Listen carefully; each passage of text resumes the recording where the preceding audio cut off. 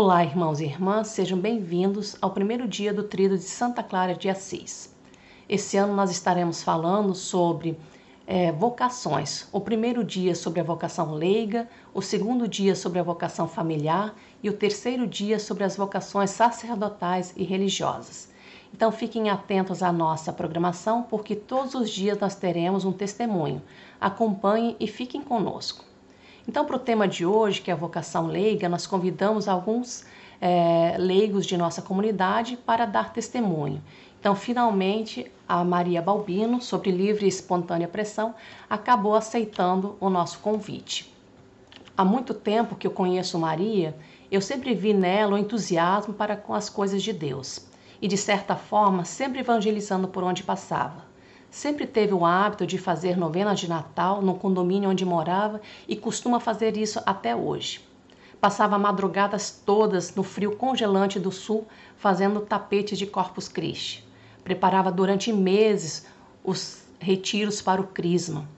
Construiu uma gruta de Nossa Senhora de Lourdes dentro do condomínio onde ela morava.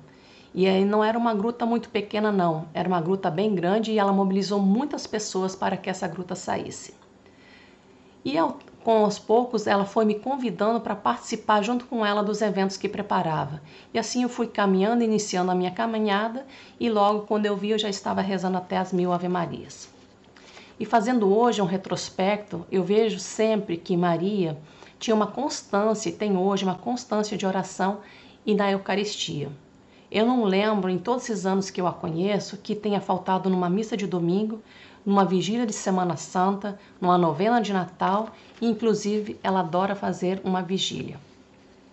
Então na caminhada desde que a conheci, ela sempre deu testemunho de fé, de esperança, de confiança em Deus e tudo o que fazia e faz até hoje é com muita dedicação.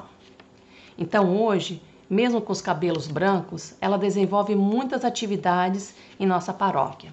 Ajudou muitíssimo a nossa comunidade no início e hoje exerce missão em São Jorge. Mesmo com o avançar da idade, eu não percebi que ela diminuiu os serviços da igreja. Pelo contrário, eu acho que hoje ela faz muito mais do que fazia quando era jovem. Mas eu até acredito que um leigo não se define pela quantidade de títulos e tarefas que exerce e desenvolve numa comunidade, e sim pela qualidade que faz, pela alegria, o entusiasmo, a dedicação e o amor que cumpre com suas missões. E esse testemunho Maria sempre deu em todo o tempo que eu a conheço.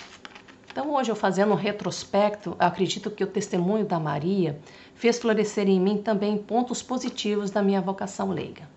Então, ouçamos o que ela tem a nos dizer hoje. Fazendo assim um gancho, na fala de Inês, eu só tenho a dizer que vocação é algo muito assim pessoal, é uma coisa natural, é uma coisa espontânea, não é? Porque é algo que nos orienta no sentido da gente escolher uma forma específica de vida. Eu acho assim, eu vejo vocação como um mistério da natureza humana, não é? Porque a vocação ela vai se revelando devagar.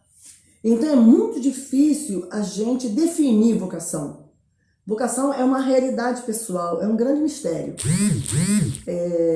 Assim, lembrando de Clara de Assis, quando ela diz que é preciso não esquecer o ponto de partida, Inês mostrou assim o ponto de partida dela. Talvez eu tenha sido esse ponto de partida para o trabalho dela vocacional.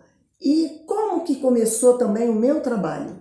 Não é? Eu vou começar pela minha família, porque, por exemplo, eu sou de uma família muito humilde, uma família pobre, um pai ateu, violento, uma mãe submissa e criada dentro da doutrina católica. Os meus avós eram super engajados na fé, na paróquia deles. E essa relação tem muito a ver comigo. Por quê? Na época em que eu fui para o ginásio, que antigamente a gente não era como hoje. Você fazia o curso de admissão e depois ia para o ginásio, mas fazia uma prova. E a minha madrinha, apesar de ser espírita, olhem bem, ela era espírita, escolha da minha mãe, mas uma madrinha maravilhosa que realmente foi assim,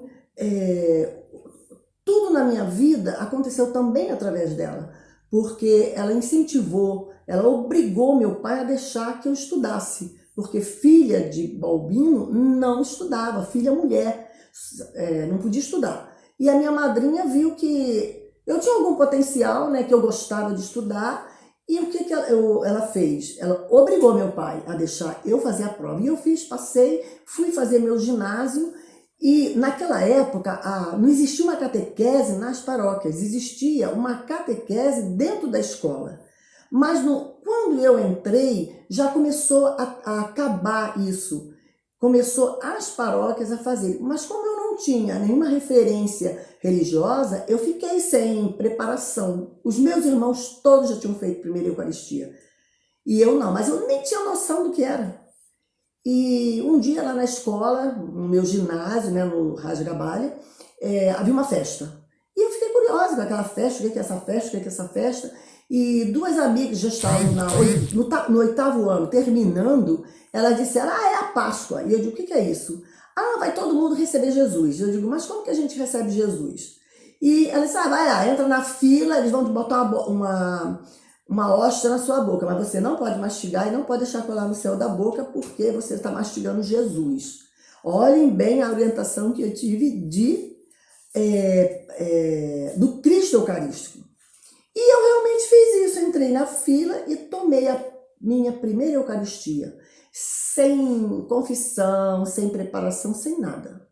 E dali, eu lembro muito que o meu pai, nós saímos de Campo Grande e fomos morar em Santíssimo, ali onde hoje é o Cavalo de Aço. E ele comprou um terreno, construiu uma casa, e nessa mudança eu conheci Padre Pedro, que era o padre da Paróquia Coração Eucarístico de Jesus, em Santíssimo. Ele era um velhinho, e um dia ele olhou para mim e falou assim, escreve seu nome aqui. E eu escrevi numa folha, e ele disse assim, que letra bonita, você vai me ajudar a preparar os livros de batismo. Então ali foi meu ponto de partida, porque Padre Pedro me incentivou, me mostrou igreja, que eu não tinha nem conhecimento, eu era proibida de ir para a igreja. Eu nunca vi minha mãe numa missa comungando, porque minha mãe foi proibida pelo meu pai de comungar. Ele casava com ela se ela abandonasse a igreja. Ela abandonou naquela submissão. Então, vejam o paradoxo da coisa, não é? E eu comecei a ajudar Padre Pedro, fazendo, revisando aqueles livros de batismo. Depois, naquela época, houve uma campanha, a família que reza unida permanece unida, e era dado um pozinho, era um leite com mais alguma coisa, e para as famílias carentes. E Padre Pedro, com aquele pé muito inchado, ele ia naquelas famílias, subia aqueles morros, eu achava aquilo fantástico. E dali eu também comecei a ajudar Padre Pedro a preparar os livros, as atas, tudo que era assim da igreja em relação a esse movimento da igreja, eu fazia para ele na escrita. Aos poucos, eu já estava mais mocinha, né, porque eu era bem criança, e eu soube de um padre lá no bairro Jabu, na igreja de Santa Inês, que era muito para frente, que era um padre muito bacana, e um dia eu fui à missa e conheci o Padre Abílio, que foi outro ponto de partida na minha vida vocacional. E Padre Abílio, quando me conheceu, ele me viu na igreja e se aproximou de mim e falou assim, você não é daqui, de onde você é e tal. E fez aquele movimentozinho, chamou o grupo jovem e me engajou. Inclusive, o grupo jovem, Dom Lessa, era um dos seminaristas. Então, já estou bem velhinha, né, gente? E dali eu fui aprendendo. E nós tínhamos um orientador espiritual, que era um casal argentino, Julio e Juanita. E esse casal foi exatamente a introdução na minha vida de tudo, porque eu não tinha orientação sexual, eu não tinha orientação família, eu não tinha. E esse casal foi mostrando a sexualidade, o respeito ao corpo, o respeito ao outro, o amor ao próximo. Então, eu fui me apaixonando. E eles eram muito amorosos, tudo que eles faziam com muito amor.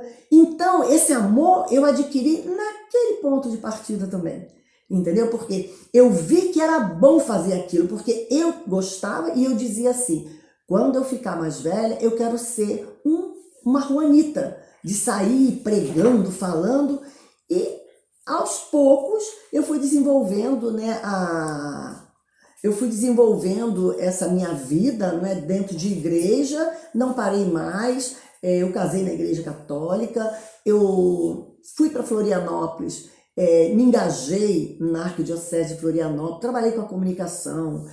Então, eu fui me envolvendo. Então, realmente, vocação é esse mistério, né? É um mistério tão gostoso, porque você, aos poucos, espontaneamente, você se joga. Então, você se joga no mar.